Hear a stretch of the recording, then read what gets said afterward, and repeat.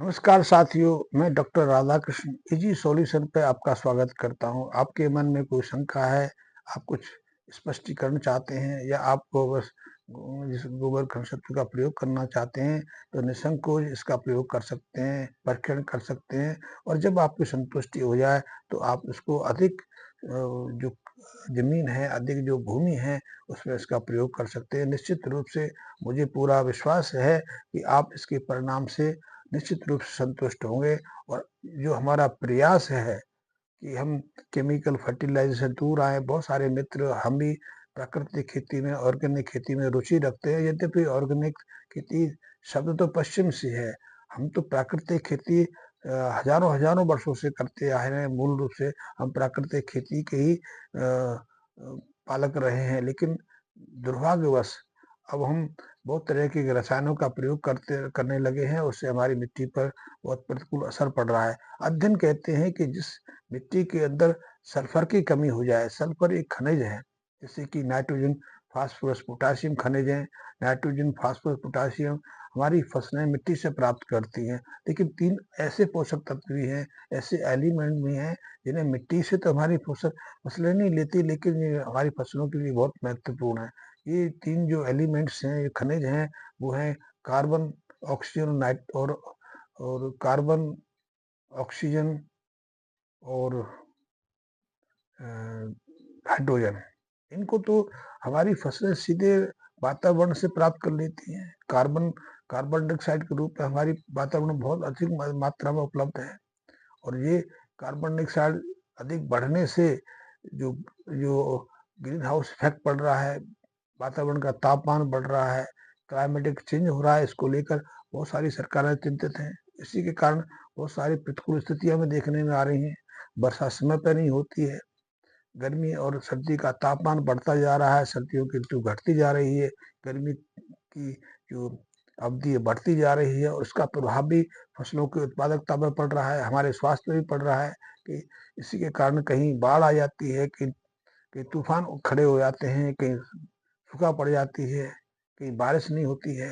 ये सब हम देख ही रहे हैं इस कार्बन डाइऑक्साइड का। लेकिन यही कार्बन डाइऑक्साइड हमारी फसलों के लिए, वनस्पतियों के लिए अमृत तुल्य है कि उसी के माध्यम से ये फसलें, ये पेड़ पौधे सूर्य की जो रोशनी में इस कार्बन डाइऑक्साइड को अपनी पत्तियों के माध्यम से सोखते हैं और पानी को जड़ों के माध्यम से ग्रहण करके या फोटोसिंथेसिस की क्रिया, जो प्रकाश संश्लेषण की क्रिया के माध्यम से जो कार्बनिक पदार्थ, कार्बोहाइड्रेट का निर्माण करते हैं, उससे वो स्वयं तो अपना आहार ग्रहण करते ही करते हैं, वही आहार हम जैसे प्राणियों के लिए भी उपयोगी साबित होता है, हमें जिंदा रखता है।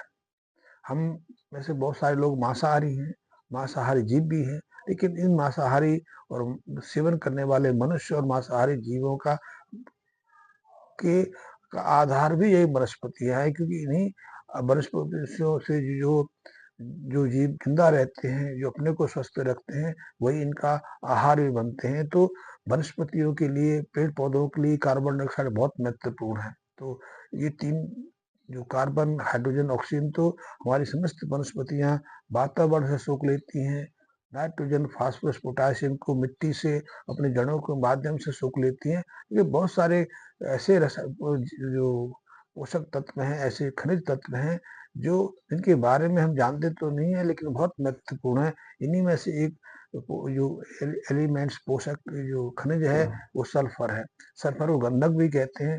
गंधक के बारे में तो हम बहुत सारे लोग अच्छे से जानते हैं। ये गंधक खास करके तिलहन जैसी फसलों के लिए, इनसे हम तेल प्राप्त करते हैं, चाहे सरसों का हो, चाहे तिल का हो, मूंगफली हो, सोयाबीन हो। जितनी भी ये तिलहन फसलें हैं, इनके लिए बहुत महत्वपूर्ण है। और जिस मिट्टी में सल्फर की कमी हो जाती है, जो सल्फर निष्क्रिय हो जाता है, फसलों को सहजता से उपलब्ध नहीं होता, या जो फसलें इस सल्फर का प्रयोग नहीं कर पाती, वो फसलों को, तिलहन वाली फसलों में तेल की मात्रा आधी रह जाती है, घट जाती है, उनकी उपयोगिता में गिरावट आती जाती है।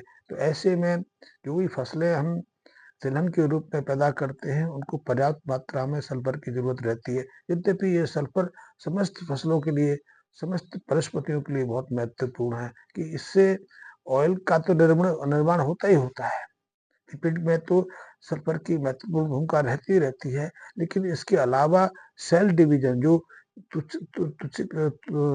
ऊतकीय निर्माण की प्रक्रिया है, वो सल्फर की कमी से प्रभावित हो जाती है। इसलिए इस वनस्पति में, फसलों में, पेड़ पौधों में सल्फर की कमी रहती है, उनकी ग्रोथ अचानक रुक जाती है, धीमी पड़ जाती है। फिर उनकी ग्रोथ रुकने के बाद सिकुड़ती चली जाती है, वो सूख जाते हैं, मर जाते हैं।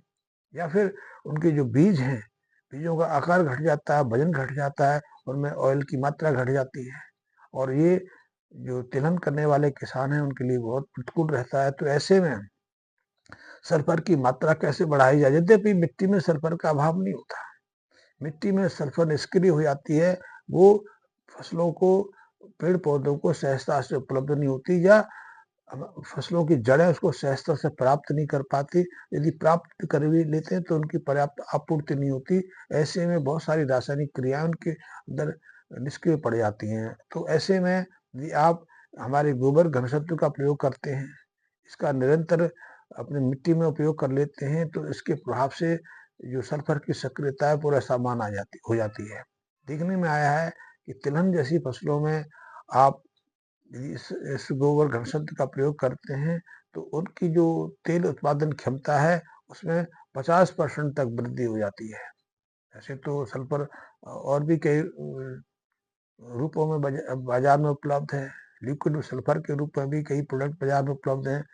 सल्फर के पाउडर रूप में भी उपलब्ध हैं।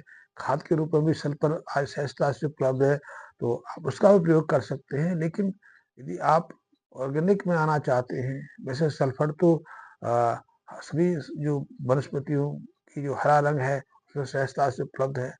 आप इसके लिए खलियों का प्रयोग कर सकते हैं। खली पे में काफ़ी मात्रा में अमीनो एसिड और प्रोटीन के साथ में सल्फर रहती है। तो सल्फर का प्रयोग यदि आप अपने खेतों में करना चाहते हैं, बढ़ाना चाहते हैं, अपने तिलहन की फसलों में तेल की मात्रा में वृद्धि करना चाहते हैं, तो आप इस गोबर घनसत्व सॉल्यूशन का जो मदर कल्चर है, उसके साथ में सरसों की जो खली है उसका प्रयोग कर सकते हैं।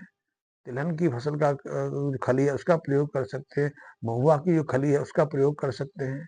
और यदि आप इन सबसे बचना चाहें तो बहुत साधारण सा उपाय है, बहुत समय से करते आ रहे हैं।